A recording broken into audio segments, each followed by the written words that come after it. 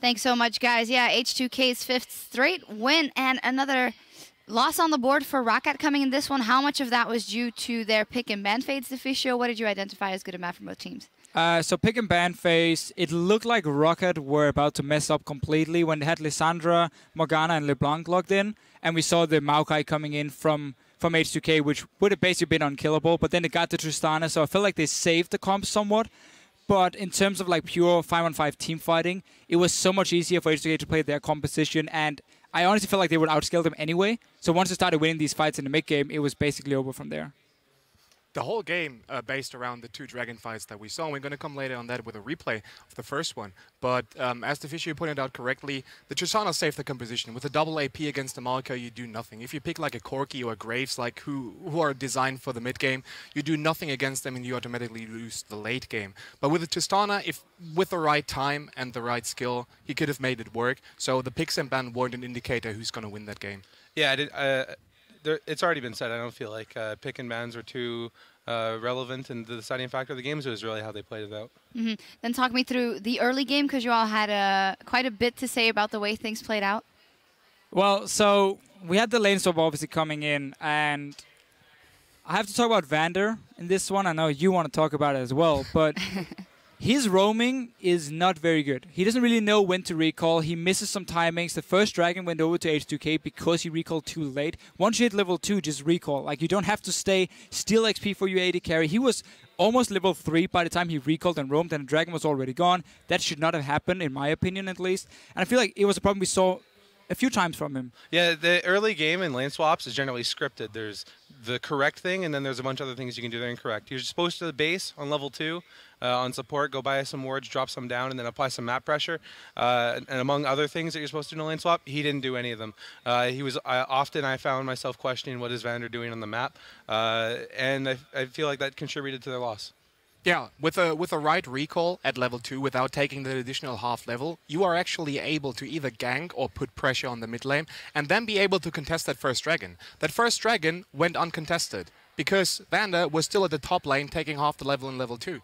And that should never happen because those parts of the game, they should be scripted. Yeah, and Roccat actually got a couple of kills, but as you said, their Dragon control was lacking throughout the game. We actually have a team fight that we can show you guys because they do have the ability with their team comp and with a flanking Lissandra to make something happen if they want to.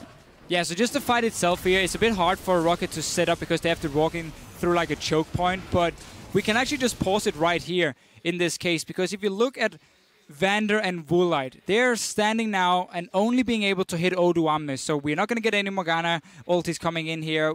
Woolite is not able to have any impact, and you can see Overpower, he's on the other side of the Dragon Wall, he's about to claw over. However, he doesn't have an Hourglass at this point because he went for Morel Nomicon as the first item despite being in a lane swap, and Morel Nomicon is basically a lane item itself. It's better just get like Codex and your cooldown reduction boots and then go straight Hourglass if you want to fight. So once he goes in, I mean, you guys can talk about it. What happens when he actually engages at this point? Yeah, because like, when you think about it, this is mostly a Dragon game set from the get-go.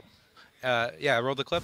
This is a Dragon game from the get-go, and if you don't have Hourglass in the spot, you're not going to be very successful on Lissandra. So the ult comes in, ult onto Lulex. The ult should be on himself, and then you can see Ryu, Zoe, and Tristana out of the fight. Tristana has to jump out, and if Tristana's not auto-attacking, she's not being useful. And yeah, there's absolutely nothing there for Woolite to do, and the team was just split up. Like, that's not how you team fight with Rocket's team fight comp. The focus should be on Rio, if you ask me, because in both Dragon fights in the deciding moments of the game, we had Rio zoning out the most important parts of their team. The first one, he was completely zoning out the Tristana. Tristana was like able to hit like 5 or 6 auto attack that whole fight while Kalista was doing work in the pit. Kalista totally destroyed the team while the Tristana was zoned away from the Ahri. And in the second Drake fight, where we now don't have a replay of, the Ahri denied the flank of the Lissandra, and with that flag, if that would have happened, the game would have been over, or that fight could have been won. Yeah, it actually forced Overpower to use his only form of engage, his E. I don't know what the... Yeah, the Claw of Doom or whatever. The Claw, yeah. He was forced to use his Claw to escape Ryu, which made the fight a 5v4 on the other side. And you can't use your only form of engage to disengage. That's just a recipe for disaster. Yeah, and also for Roccat, when you want to play a comp like they're doing here, where you have this double AP, we can call them assassins some way, where they need to blow up a target. Obviously, you don't want the Maokai walking in first, so you need to be able to dive the back line.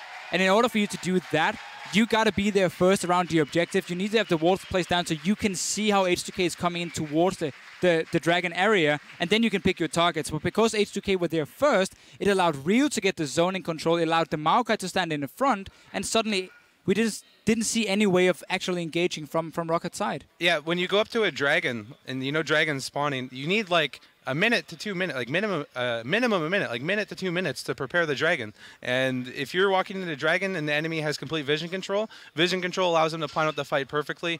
And it was just impossible for Rocket to win any of those fights without preparing for them. Yeah. That was it for that one. Thank you very much for joining us. Leviathan is actually sticking around for a bit. Thank you very much, Dentist, for helping us out today. We need to step away for a few minutes, but when we return, Elements and their new support, Crepo, will face Meet Your Makers as they look to avoid another upset and start their climb in the standings. Stay with us.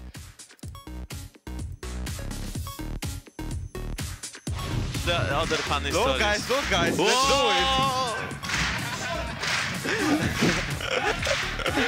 They clap for us, they clap for you. They all clap for Ola. They're gonna get one, get two. That's taken down. Nuke Duck Odoamne getting the credit. Lulex now in some trouble as he got the frozen tomb on Woolite, trying to stay alive. Jankos, who's gonna go in, tries to get it down, but the Rend procs, they've got him choked. Lulex though, a little bit low on this one. Who's gonna go down first? Lulex, come to me. Okay. Nice. Keep fighting. Nice. Just nice. Nice. Gentlemen. Nice. Nice. Good job, guys.